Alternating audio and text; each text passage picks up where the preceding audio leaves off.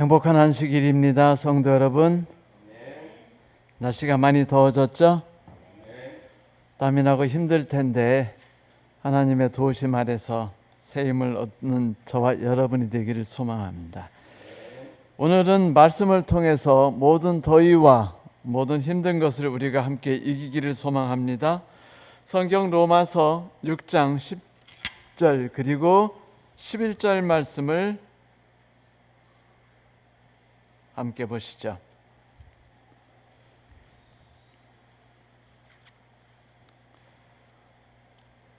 그가 죽으심은 죄에 대하여 단번에 죽으심이요 그가 살아계심은 하나님께 대하여 살아계심이니 이와 같이 너희도 자신을 죄에 대하여는 죽은 자요 하나님에 대해서는 산 자라 여기라. 아주 로마서를 보면은요, 그 여긴다는 단어의 풍년입니다. 얼마나 이 단어가 많이 나타나는지 몰라요.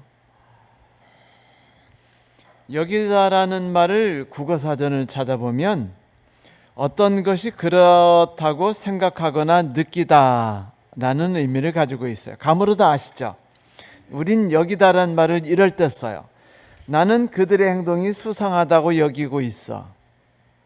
나는 정의는 반드시 승리한다는 말이 진실이라고 여기고 있어. 이럴 때 여긴다는 말을 쓰지요. 네, 이런 식이에요. 그런데 사도 바울이 로마서나 혹은 성경 다른 곳에서 여기다라고 말했을 때는 이 여기다란 말은 우리가 알고 생각하는 단어와는 조금 다른 단어입니다. 어쩔 수 없어요. 그들이 생각하는 자유라는 단어하고 한국 사람이 생각하는 자유가 다르고요. 그들이 생각하는 가족이라는 단어와 한국 사람이 생각하는 가족이라는 단어가 다르듯이 그들에게 있어서 여기다라는 단어는 우리가 생각하는 여기다보다는 훨씬 풍요하고 깊은 의미를 가지고 있습니다. 이 그리스어로 여기다라는 말은 그 로기조마이라는 단어인데요. 이 당시 이 단어가 상업적인 용어로 많이 쓰이던 단어예요. 뭐 물건 주고 팔고 뭐 은행에 입금하고 할 때 쓰는 단어들이요. 예를 들면 누군가의 계좌에 입금해 주다. 이럴 때 쓰는 거죠. 그리고 간주하다, 계산하다 이런 뜻이 있습니다. 또는 깊이 생각하다라는 뜻도 있죠.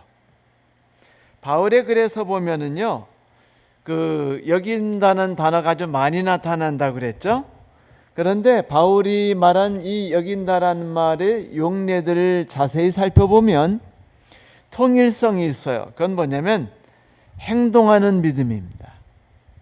반드시 여긴다라는 단어는 어떤 사실을 아는 것으로 끝나는 것이 아니라 내가 알고 있는 이 사실이 내 삶 속에서 적용될 수 있도록 하기 위해서 내가 거기에 대해서 깊이 생각하고 그 다음에 내 삶에 적용하기 위해서 진정으로 받아들이고 사실 위에 앉을 때 사도 바울은 이 단어를 여긴다라고 말하죠. 로마서 4장 3절에 보면 사도 바울이 여긴다는 말을 이렇게 썼어요. 성경이 무엇을 말하느냐? 아브라함이 하나님을 믿음에 그것이 그에게 의로 여겨진 바 되었다 하지 않았느냐? 라고 말하죠. 이 말씀은 창세기 15장 6절에 있는 말씀인데 똑같이 우리나라 말로 여기다라는 말로 번역이 됐습니다. 아브라함이 여호와를 믿으니 여호와께서 이를 그의 의로 여기시고, 이때 여러분 아브라함의 이름이 아브라함이었을까요? 아브람이었을까요? 아브람이었습니다. 이름이 갖고 있는 의미는 매우 중요하죠. 우리가 하나님 앞에서 세상 죄악 속에서 죽은 자와 방불하게 됐다 할지라도 혹은 죽은 자가 되었다 할지라도 하나님의 약속을 붙잡는 순간, 믿는 순간에 하나님이 주시는 약속들이 우리의 것이 된다라는 것이었어요. 그것이 바로 아멘이었죠. 그러자 하나님이 그래. 그러면 내가 너의 믿음을 내가 의로 여겨주마. 넌 지금부터 의로운 사람이고 너의 삶은 내가 책임져 줄 거야. 이때 여겨주마라는 말이 성경에 나오는 reckon 혹은 impute이라는 단어인데, 이것이 다 이제 이것은 내 거야 라는 뜻입니다. 나는 너에게 완전히 주어버렸어 라는 뜻이죠. 이 히브리어라는 그 카샵이라는 단어인데, 이 창세기에 쓰인 말은 뜻이 뭐냐면 내가 갖고 있는 가치를 누구에겐가 귀속시키다 라는 뜻이에요. 그러니까 아브라함이 믿으니까 하나님이 죽은 자와 방불한 아브라함의 삶을 완전히 바꿔버리셨죠. 어떻게? 이름도 바꿔주셨지만 더 중요한 것은 죽은 자였어요. 그런데 산 자로 바꿔주셨죠. 어떻게? 자, 식물이 꽃을 피우고 씨앗을 만들어서 열매를 내지 못하면 그거는 죽은 거예요. 그것을 만들 수 있는 식물이 그걸 못한다면, 사람이 자식을 생산하지 못한다면 가문이 끊기는 것이고 그 역시 죽은 자와 방불합니다. 그런데 하나님이 그에게 이삭을 선물해 주심으로 둘 다 자식을 낳을 수 없는 상황인데 하나님이 태를 여셔서 자녀를 낳을 수 있게 하여 주시는 순간 그들은 죽은 자에서 산 자가 되어버린 것이었어요. 이제까지 그들 삶에 들어왔다가 나갔던 모든 슬픔과 고통들이 이제 그들에게서 완전히 새로운 삶의 불쏘시개가 됐어요. 완전히 바뀐 겁니다. 삶들은 바뀌지 않았는데 하나님의 약속을 붙잡고 그리스도께서 함께 하시는 순간 그의 삶은 죽음에서 삶으로 옮겨졌죠. 그가 그걸 믿었고 하나님이 믿었기 때문에 죽음에서 삶으로 옮겨주셨다. 이거를 여기셨다라고 말한 거예요. 사도 바울이 이런 단어를 아주 귀중하게 마음에 받았기 때문에 로마서에서 이 여기다라는 말, 우리나라 말은 좀 적합하지 않은데 이 여기다라는 말을 아주 자주 쓰기 시작한 겁니다. 로마서 4장 3절부터 5절을 읽으면 완전히 여기다의 풍년이에요. 이 단어에. 성경이 무엇을 말하느냐? 아브라함이 하나님을 믿음에 그것이 그에게 의로 여겨진 바 되었느니라.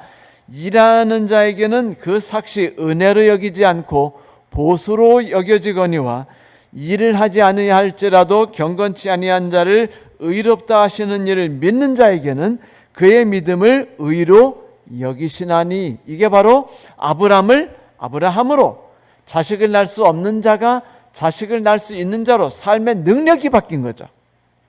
완전히 바뀌었어요. 주위 사람들이 막 얼마나 함께 기뻐하고 축하했겠어요. 그렇지 않아요? 여러분, 보통 7, 80세 되면 자녀 낳을 일이 좀 쉬워요? 힘들어요? 그래서 아브라함도 에휴, 나 끝났어 라고 생각했어요. 그런데 끝난 거예요? 끝나지 않은 거예요? 그 나이 99세가 되었을 때 끝난 줄 알았는데 끝나지 않았으니 온 동네 사람들이 축하하러 올까요? 안 올까요? 소를 잡아야 돼요? 안 잡아야 돼요? 그러면 밀 막 10가마씩 풀어가지고 막 빵을 굽고 막 그 과자를 구워야 돼요? 안 구워야 돼요? 삶이 바뀐 겁니다.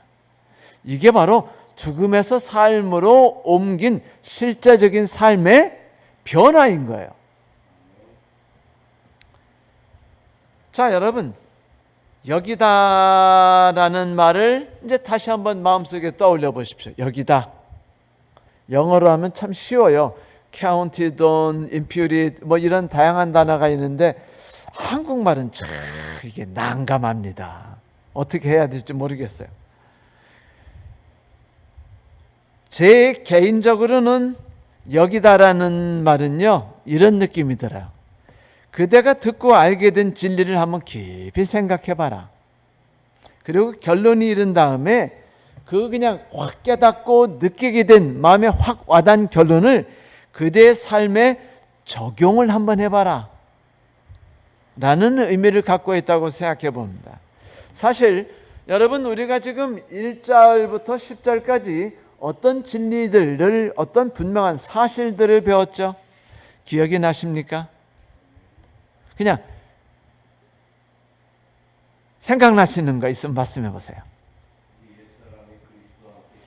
옛사람이 그리스도와 함께 십자가에 못 박혔다. 또 어떤 사실이 있었죠?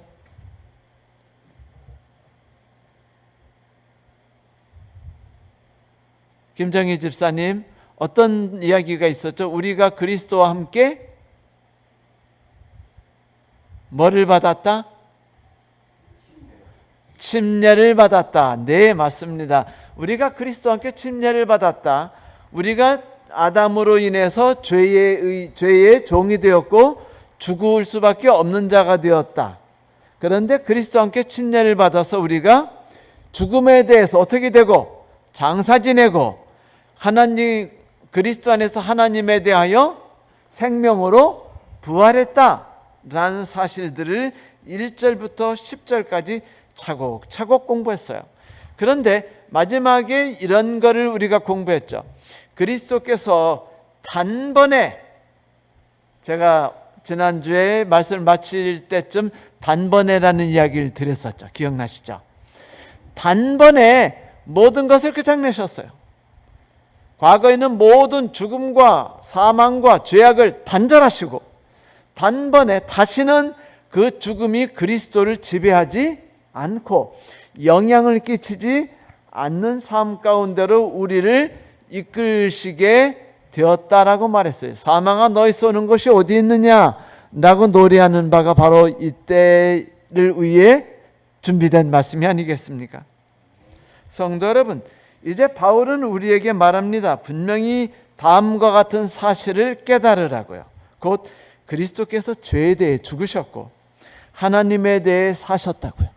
그리고 우리가 그분과 함께 침례를 받음으로 우리는 죄에 대해서 죽은 사람이 되었고 하나님을 위해서는 그리스도 예수 안에서 살아있는 사람이 되었다. 아멘이 아닌가요?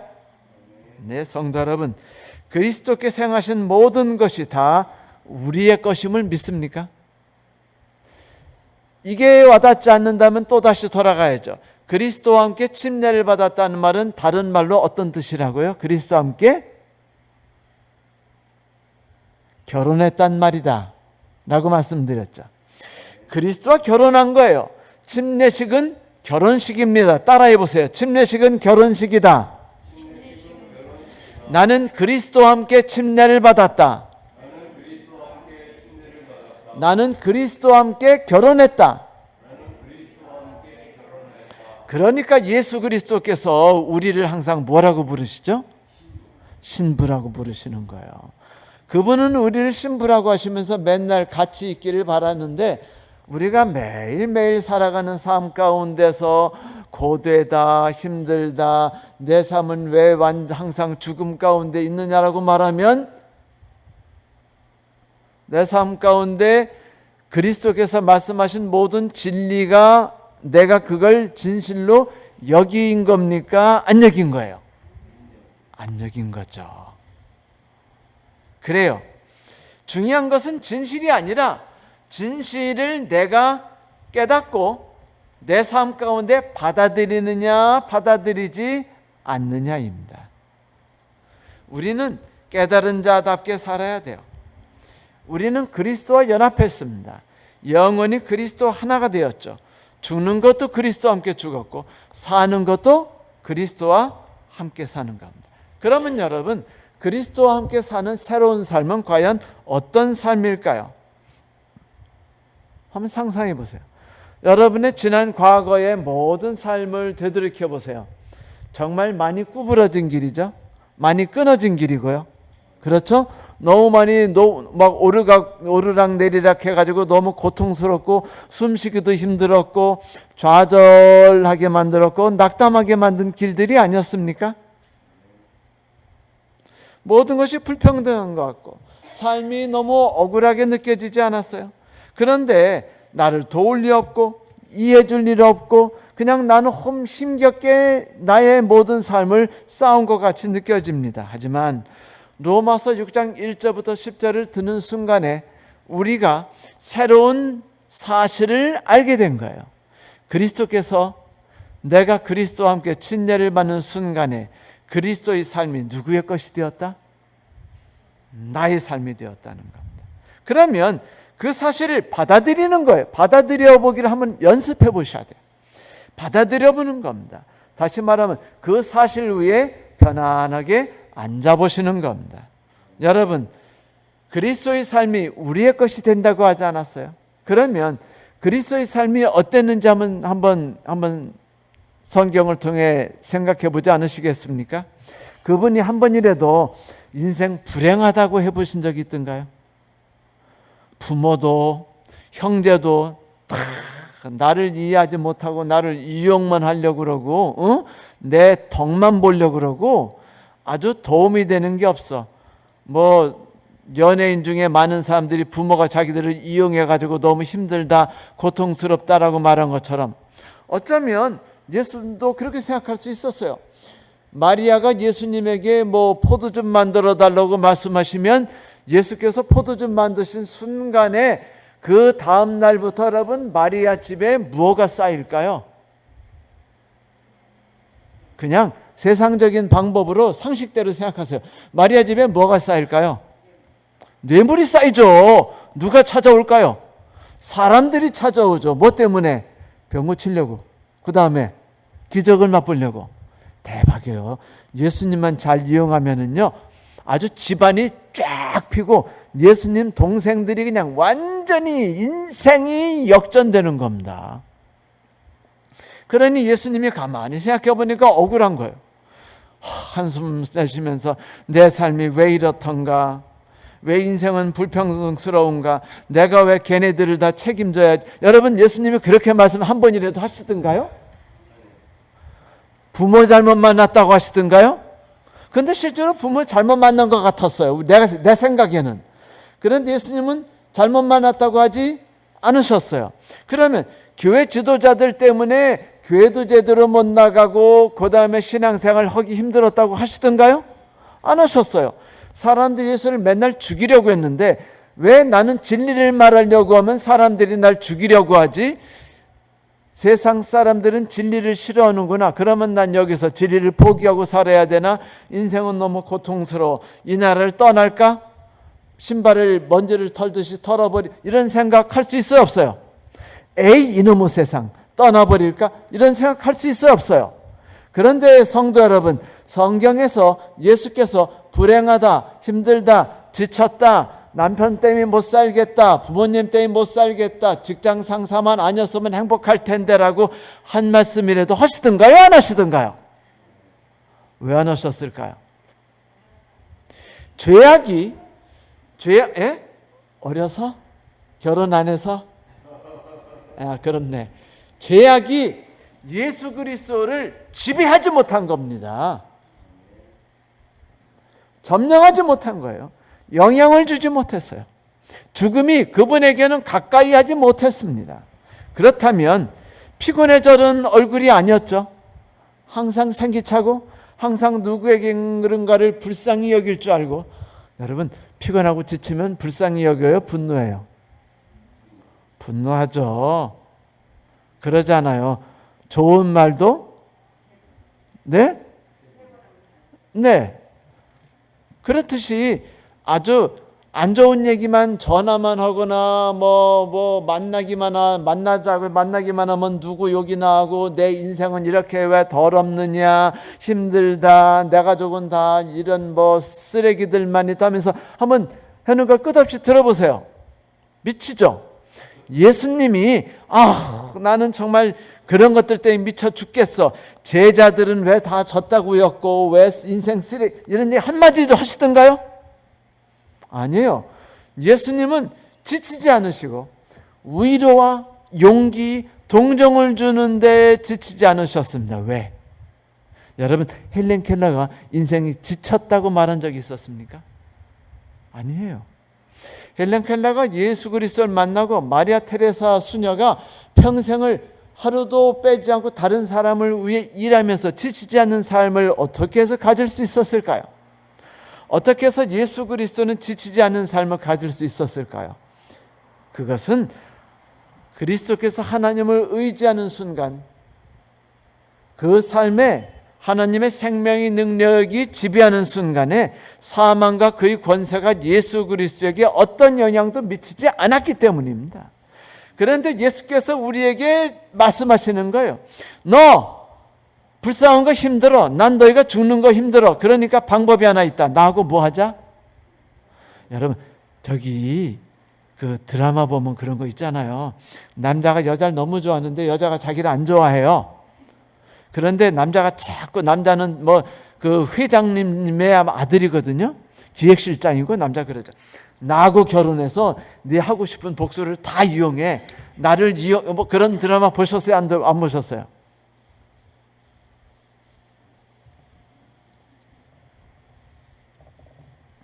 결혼만 하면 이라는 소리, 예수께서도 똑같이 하신 겁니다.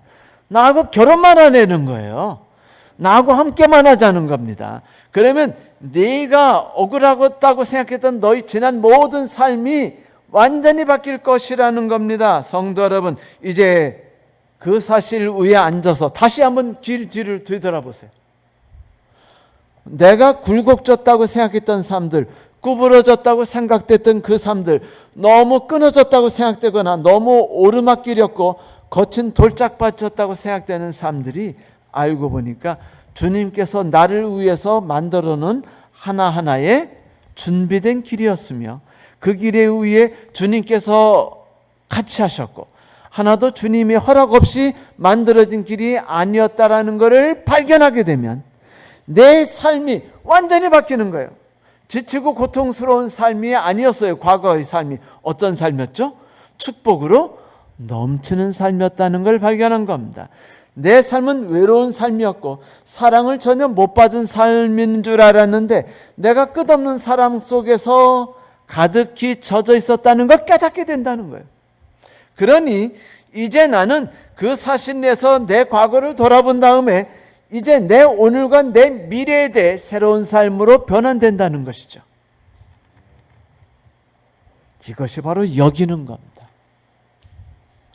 과거를 다시 돌아보고 하나님께서 나를 위해 하신 일들을 나의 삶 속에 투영해보고 그리고 그것을 신뢰하고 붙잡는 겁니다. 그 사실 위에 앉아보는 거예요. 그때 뭐가 쏟아져요? 하나님의 모든 이루신 그리스도에게 이루셨던 모든 것들이 내 것이 되기 시작하는 겁니다. 여러분, 안다는 것에서 여기는 것까지 우리는 진보해야 됩니다. 안다는 것에서 여기는 것까지 우리는 전진해 나가야 돼요. 아니, 그렇게 할 수 있어요. 왜냐하면 우리가 침례받는 순간 이미 하나님은 우리가 그렇게 되도록 결정하셨기 때문입니다. 하나님이 아브라함에게 네가 회개하면이라고 말씀하시던가요? 하나님이 아브라함에게 네가 바르게 살면이라고 말씀하셨습니까? 아니에요. 한 번도 그런 말씀하지 않으셨습니다. 내가 약속한 길로 따라오너라. 혹은 내가 너에게 생명과 희망과 미래를 줄 것을 믿어라. 손으로 붙잡기만 해라라는 게 하나님이 아브라함에게 주신 모든 명령이었어요. 다른 명령 없었습니다. 그리고 그걸 받아들이니까 어떻게 했어요? 의인으로 여겼대. 아니, 하나님을 의인으로 여겼다는데 왜 우리가 안식일은 지켰니? 11조를 냈니? 아니니? 따질 이유가 있어요? 없어요? 저는 그걸 내지 말라는 게 아닙니다. 왜 하나님이 붙잡은 모든 삶에 대하여 하나님이 관심의 초점이 내가 이끄는 길을 따라오고 있느냐, 혹은 내가 너에게 약속한 바를 붙잡았느냐라고 하나님이 말씀하실 때 왜 우리는 엉뚱한 걸 붙잡고 씨름하느냐 이것입니다. 우리가 나의 앞의 삶을 살아나가야 되는 건 오직 하나밖에 없어요. 그리스도와 함께. 그것 외에는 어떤 다른 것도 없습니다. 존재할 수가 없어요. 안식일도, 십계명도, 십일금도 그리스도와 함께 있는 뒤부터 조금씩 생겨나는 보너스입니다. 축복이에요. 선물로 다가오는 것입니다. 그것은 몰라도 없어도 만약 내가 그리스도와 함께라는 삶을 누리고 경험하게 되면 그 모든 것들은 저절로 있든 없든 나의 삶은 하나님 앞에서 의로운 삶이 되는 것입니다. 이 사실을 여러분이 받아들이셨으면 좋겠어요. 여러분의 과거의 이웃들, 과거의 가족들, 과거의 사업 동료, 과거의 동료 교인들이 거친 돌이 아니고 이제 우리로 하여금 하나님을 더욱 맛보게 하는 새로운 동료로 다가오게 될 것입니다. 그러므로 고린도후서 5장 17절이 우리에게 말한 거예요. 그런즉 누구든지 그리스도 안에 있으면 뭐라고요? 새로운 피조물이라. 보라! 감탄사죠. 이런 거로 말하면 노래입니다. 찬양이에요. 흥분돼서 부른 노래. 보라! 어떤 식으로 노래를 불러야 이 감정을 설명해 줄 수 있을까요? 어제 재미난 얘기 들었는데 송창식 씨가 살고 있는 아파트 윗집에서요 맨날 부부싸움을 한대요. 근데 부부가 서로 간에 자기 주장만 하고 상대방 얘기를 안 듣는답니다. 송창식 씨가 생각했대요.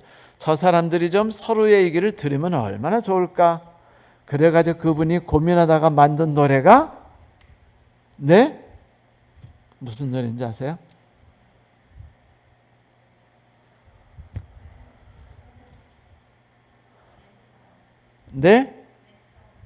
한 번쯤 말을 걸겠지. 언제쯤일까 라는 노래랍니다. 한 번쯤 말을 걸어주겠지.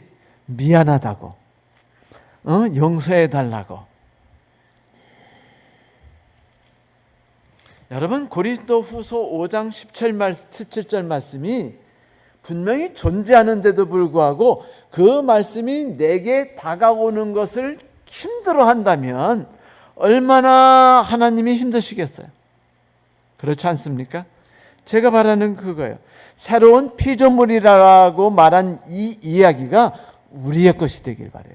송창식 씨가 간절히 바라면서 서로 간에 좀 말 좀 하지, 한 번쯤 말을 하겠지라고 노래 부르듯이 좀 그리스도가 약속하신 모든 것들이 나의 것이 될 수 있도록 그런즉 누구든지 그리스도 안에 있으면 새로운 피조물이라. 보라! 새 것이 되었도다라고 노래 부른 것처럼 그렇게 간절한 터져나오는 그런 이야기가 나의 삶이 될 수 있도록 한번 해보면 어떠냐는 겁니다. 새로운 피조물이라는 거 경험하면 좋지 않아요? 그런데 이것이 모든 사실을 알게 된 다음에 1절부터 10절 11절에서 이제 그 사실 위에 앉아라, 사실을 여겨라 라고 하신 말씀에 바울의 모든 권함이 담겨 있는 거예요. 진수가 담겨 있는 거예요. 바울의 열정이 담겨 있는 거예요. 그분의 안타까움이 그 안에 숨겨져 있어요. 노래처럼요. 그리스도와 함께하는 것만이 모든 것을 새롭게 한다. 이걸 우리 모두가 항상 경험했으면 좋겠어요. 어느 목사님이 경험했던 이야기인데 한 번은 어떤 분이 목사님을 찾아오셔서 딸이 몇 번이나 자살을 시도했대요. 제발 좀 도와달래요. 딸이 어릴 적에 자기가 이혼했는데 엄마가 이혼한 다음에 자기 딸을 한 번도 찾아오지 않은 거예요. 딸이 엄마를 너무 그리워했는데 몇 년이 지나도 엄마가 연락도 안 하고 찾아오지도 않으신 거예요. 딸이 엄마를 그리워했는데 아빠는 자기가 엄마 이야기하는 걸 너무 싫어해요. 그러니까 마음도 표현 못하고 학교에서 집에 돌아오면 방에서 울고 그랬는데 자라서 어느새 자라 21살이 됐는데 여전히 엄마를 그리워하고 울다가 어느 날 이렇게 생각했어요. 나는 그동안 너무 슬프고 불행했어. 그리고 앞으로 아무리 생각해도 내게 행복한 날이 찾아오지 않을 것 같아. 그리고 이렇게 절망과 슬픔 속에 살아가는 게 무슨 의미가 있담? 그리고는 자살을 시도했어요. 근거입니다. 첫 번째, 겨우 살려냈더니 두 번째 또 자살을 시도했어요. 어느 날 아버지가 갑작스러운 일이 있어서 집에 가보니까 또 딸이 또 자살을 시도한 겁니다. 요번에는 아버지가 마침 갑자기 집에 들어오지 못했으면 딸이 죽었어요. 아버지는 이러다가 자기가 딸을 잃겠다는 걱정과 두려움 때문에 어쩔 바 모르다가 답답해서 목사님께 달려온 겁니다. 목사님이 이제 그분하고 이제 집에 갔어요. 딸이 목사가 온 걸 보더니 방문을 잠가 버렸습니다. 그러자 아버지가 딸 문 앞에서 막 문을 두들기며 애원을 했어요. 딸아, 목사님 바쁘신 분이야. 아빠 소원이야. 제발 문 한 번만 열어줘. 30분이 지나니까 딸이 문을 열었어요. 그 목사님이 다가가서 뭐라고 말씀하신대요? 자살이 나쁘다고 말해야 되나요? 자살하지 말라고 할까요? 극복하고 이겨내야 된다고 말할까요? 그럴 수 없었어요. 그래서 앉아가지고 가만히 있다가 그냥 예수님에 대한 이야기 이런저런 이야기를 하다가 이제 시간 돼서 일어나면서 이렇게 얘기했어요. 얘야, 우리 집 사람이 한국 음식을 정말 잘하거든. 그러니까 너 한번 우리 집에 와서 한번 한국 음식이 얼마나 맛있는지 한번 먹어볼래? 전통 음식? 그랬더니 애가 네 라고 했어요. 그리고 이제 아버지가 너무 행복해가지고 그 다음에 이제 아버지가 이제 딸을 데리고 딸이 이제 선물을 사가지고 이제 집에 온 거예요. 그래서 이제 목사님, 사모님이 이제 음식을, 한국 전통 음식을 준비해서 한국 음식이 어떤지를 이제 보여줬어요. 애가 너무 맛있다고 자기도 이만 음식 만들어 먹고 싶다고 어떻게 만들었는지 가르쳐 달라고 하는데 목사님은 이 기회를 타서 뭔가 전도도 해야겠고 해야 하는데 못하고 바쁜 일이 있어 가버리셨어요. 그런데 그 아이가 목사님 사모님하고 저녁 늦게까지 반찬 만드는 이야기 저 얘기를 하다가 갔는데 6개월 지난 뒤에 그분이 목사님을 또 찾아왔더래요. 목사님, 제가 이제 본국에서 지시가 내려와서 얼마 후에 대만, 그러니까 이분이 미국에 있다가 한국에 왔다가 또 다시 대만으로 가게 된 겁니다. 대만으로 떠나게 돼서 목사님은 못 뵐 것 같아요. 그런데 딸하고 한번 전화 통화해 보시겠습니까? 그 이제 전화를 이제 걸었는데 딸이 여보세요 그러더니 그동안 잘 지냈니? 그러니까 네 목사님, 저 지금 캐나다에서 요리 공부하고 있어요. 공부를 마치면 식당을 열려고 하는데 사모님하고 꼭 한번 오세요. 성도 여러분, 그 딸의 마음에서 죽고 싶다는 생각이 완전히 사라진 게 어떻게 시작되는 줄 아세요? 누군가가 자기에게 관심을 베풀고 있고 함께 한다는 것. 두 번째는요, 예수 그리스도께서 자기와 함께 계셨다는 사실을 이 아이가 받아들인 순간부터였습니다. 자기의 삶에 받아들인 순간에 새로운 삶, 부활, 새것, 이 모든 것은 오직 우리가 그리스도 안에 있을 때만 가능한 일입니다. 아멘입니까? 맞아요. 여러분 믿음으로 그 진실을요 꽉 붙잡으세요. 그리고 진실 위에 편히 앉으세요.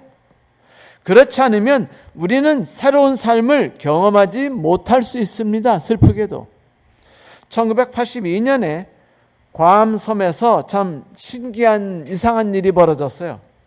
어떤 그 정글에서 그 일본군 병사가 발견됐어요. 정글에서 나왔는데 이분이 37년을 2차 대전쟁이 마친 뒤에 37년을 정글 속에서 살았어요. 아직도 전쟁 중이라고 생각해서 숨어 지낸 겁니다. 미군한테 안 잡혀 죽으려고.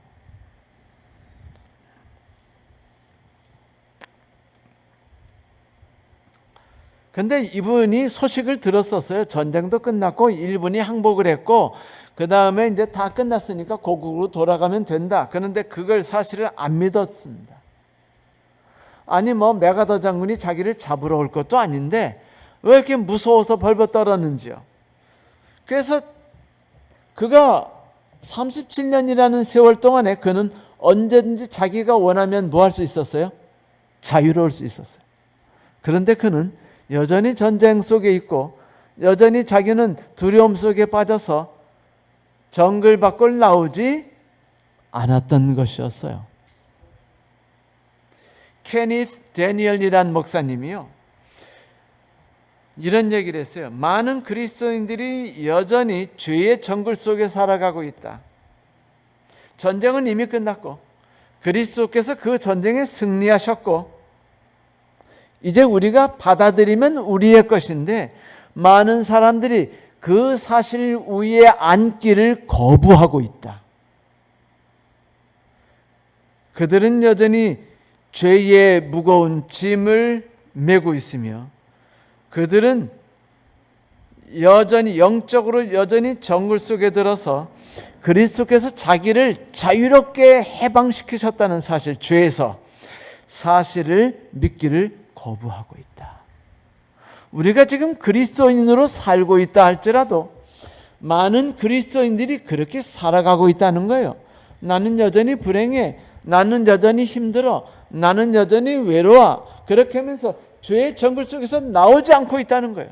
나오기만 하면 자유가 이미 놓여져 있다는 걸 발견할 수 있는데 정글 속에 숨어가지고 여전히 나오지 않고 있다는 것입니다. 성도 여러분, 그래서 사도 바울이 우리에게 권하는 거예요. 내가 너에게 1절부터 10절까지 사실을 말해주지 않았느냐? 이제 내가 너에게 부탁하는데 이제 그대는 우리 자신을 죄에 대해서는 죽은 자로 하나님에 대해서는 산 자로 여겨라. 성도 여러분, 로이드 존스 목사님은 이것이 바울이 말하고 있는 가장 중심된 요점이다라고 말했습니다. 여기십시오. 성도 여러분, 바울이 우리에게 권하고 있어요. 여겨라. 어떤 사실을 여기라고요? 바로 우리가 그리스도와 연합함으로 죄에 대해 죽었다는 것. 죄는 더 이상 우리를 괴롭게 할 수 없다는 것. 우리를 고통스럽게 할 수 없다는 사실을 받아들이라는 거예요. 두 번째, 우리는 죄에서 영원히 단번에 자유로워졌고 그리스도 안에서 새 생명 가운데 그리스도와 함께 살게 됐다. 내가 저 징그러운 저 사람하고 사는 게 아니에요. 그리스도와 함께 살아가고 있는 겁니다. 그리스도께서 언제나 내 곁에서 같이 계셔요. 이 삶을 컨트롤하고 계십니다. 내 가정을, 내 사회를, 내 교회를 말입니다. 깊이 생각하고 그 진리를 내 삶에 받아들일 것을 인정하고 노력하십시오. 그게 바로 여기라가 말하는 뜻입니다. 이제 우리가 죄에 대해 죽었고 옛사람이 십자가에 못 박혔다는 사실을 여러분 받아들이십시오. 우리가 하나님 앞에 산 자란 사실을 받아들이세요. 이것이 바로 우리가 딛고 있는 이 지구상에서 유일한 단 하나의 진실입니다.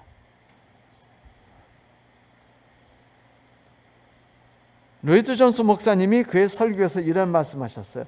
우리가 우리 자신을 죄에 대해 죽은 자로 여기지만 한다면 우리는 더 이상은 결코 사망의 두려움에 매이지 않을 것이다 라고 사도 바울이 말했다. 죄에 대해서 죽었다는 사실을 우리가 여기기만 한다면 우리는 더 이상 사망의 두려움과 그 번디지, 그 무거운 짐에서 자유롭게 될 것이라 라고 말했다는 거예요. 구원의 계획의 전체 목적은 우리가 사랑 안에서 흠이 없고 거룩하게 되는 건 아닙니까? 에베소서 1장 4절에 말하기를 곧 창세전에 그리스도 안에서 우리를 택하사 우리로 사랑 안에서 그 안에 거룩하고 흠이 없게 하려 하시려고 라고 말하지 않았습니까? 성도 여러분, 이 사실을 받아들이세요. 그래야 우리가 그 다음 단계, 다음 주일에 우리가 공부할 이제 우리 자신을 하나님께 드리라 라는 이야기로 넘어갈 수 있습니다. 사실을 알라, 사실을 받아들여라, 여겨라. 그 다음에 사실을, 너 자신을 그 사실을 위해서 드리라 라고 말하는 다음 주 이야기는 오늘의 단계가 없이는 다음 단계로 넘어갈 수 없음을 기억하십시오. 우리가 하나님 앞에 어떤 행동을 하고 다른 행동을 하는 것들 중요하죠. 하지만 바로 여긴다는 이 행동이 없이 다음 행동으로 넘어가지 마십시오. 그거는 바늘 허리에 실을 꿰매는 것과 마찬가지예요. 믿으십시오. 가상적으로 믿는 게 아닙니다. 그리고 내가 바라는 사실을 위해 앉지 마십시오. 하나님은 결코 내가 바라는 위에 내 인생을 가꿔주지 않으십니다. 하나님께서는 내가 살아가는 삶에 하나님이 생각하시는 삶을 꿈꾸시고 계획하시며 이루려 하셔요. 언제만 이루어집니까? 아멘이라고 받아들일 때. 나에게 다가오는 삶을 아멘이라고 받아들이세요. 저놈의 남편을 보면서 아멘, 저놈의 아내를 보면서 아멘, 저놈의 시동생을 보면서 아멘이라고 외치란 말입니다. 그제서야 그 죽음이 사라지고 그것이 모든 것이 부활하는 삶으로 바뀌는 거예요. 우리 인생의 계획과 인도는 하나님 안에 있음을 잊지 마십시오. 이것이 바로 레코니입니다. 힘들어요? 그러면은요, 내가 그리스도와 함께 신뢰를 받은 일을 회상하십시오. 여러분, 결혼했을 때 참 남편이 징그럽게 아주 그냥 내 마음을 아프게 하면 확 그냥 이혼해버릴까 하다가 반지를 이렇게 책상 서랍에서 이혼 생각하면서 이렇게 보다가 볼펜 꺼내다가 보니까 반지가 있어요. 뭐예요? 결혼 반지. 결혼 반지 만지면서 보니까 옛날 생각도 나고 서로 간에 상대방을 헌신하겠다는 생각도 나면서 그래 또 한번 이겨보자 라고 우리가 자각하고 회상하는 거 아니겠어요? 그래서 우리가 함께 친례를 받았던 겁니다. 자주 자각하고 자주 회상하십시오. 하나님을 의존하는 것, 그것이 도움이 될 겁니다. 여러분, 하나님을 신뢰하지 않고는 어떤 삶도 존재하지 않아요. 캄캄한 밤 중에 한 여행자가 그랜드 캐년이라고 그냥 억지로 말해보고 가장자리 갔다가 발이 미끄러지며 벼랑 아래 떨어졌죠. 가까스로 작은 나무, 그랜드 캐년에 작은 나무가지가 없어요, 사실은. 그러니까 딴 데라고 생각하세요. 붙잡고 매달려 겁에 질려 소리쳤어요. 거기 누구 없으세요? 없으세요? 라고 소리 지르는 게 아무도 대답 안 해. 한참 뒤에 누가 대답합니다. 내가 여기 있다. 아, 그러세요? 나는 너의 주 하나님이야. 주님께서 계시다니요. 아멘, 할렐루야, 감사합니다. 그래, 구해는 주겠는데 내가 너에게 한 가지만 묻겠다. 너 나 믿니? 믿죠, 주님. 저는요, 매주일 교회 나가고 매주마다 기도에 열심히 참석하고 성경도 열심히 읽고 기도 시간도 가고 헌금도 정말 잘하는 그리스도인입니다. 아니, 그거 말고 너 나 믿니? 그럼요. 제가 당신 얼마나 잘 믿는지 모를 거예요. 저는 주님을 믿습니다. 그러니까 하나님이 그러셨대요. 정말 나를 믿는다면 그 나뭇가지에서 손을 떼라. 한참 동안 그가 조용히 있다가 그가 소리쳤어요. 거기 누구 다른 사람 없습니까? 여러분, 혹시 우리가 이런 식으로 인생을 살아가진 않나요? 예수의 그리고 하나님의 마음을 아프지 않게 했으면 좋겠어요. 내가 오늘 슬픔과 좌절과 고통 속에 있으면 그거는요, 거기 다른 사람 없어요 라고 소리 지르는 것과 같은 거예요. 사실을 위해 앉읍시다. 우린 죄에 대해 단번에 죽지 않았습니까? 9절 10절에 그 사실을 위해 앉고 여기라고 말하지 않았나요? 죄에 대해 죽은 자로 하나님의 산 자로 여겨라. 사랑하는 성도 여러분, 율법이 이루지 못한 것을 은혜가 이루었다는 사실을 아십니까? 이제 은혜 안에서 한번 살아보십시오. 무언가를 애쓰는 가운데 살아보려고 하지 마시고요. 내가 이루지 못했더라도 하나님의 풍성한 은혜의 바다 안에 빠져서 살아보시오. 바울이 26번이나 그리스도와 함께, 그리스도 안에서라는 말을 쓴 거 아십니까? 몇 번이요? 따라해보세요. 26번. 맞아요. 바울이 26번이나 내가 그리스도 안에서라고 말했어요. 그러니까 바울이 모든 삶을 이겼던 비결이 뭐예요? 어떤 삶에도 만족했던 비결이 뭡니까?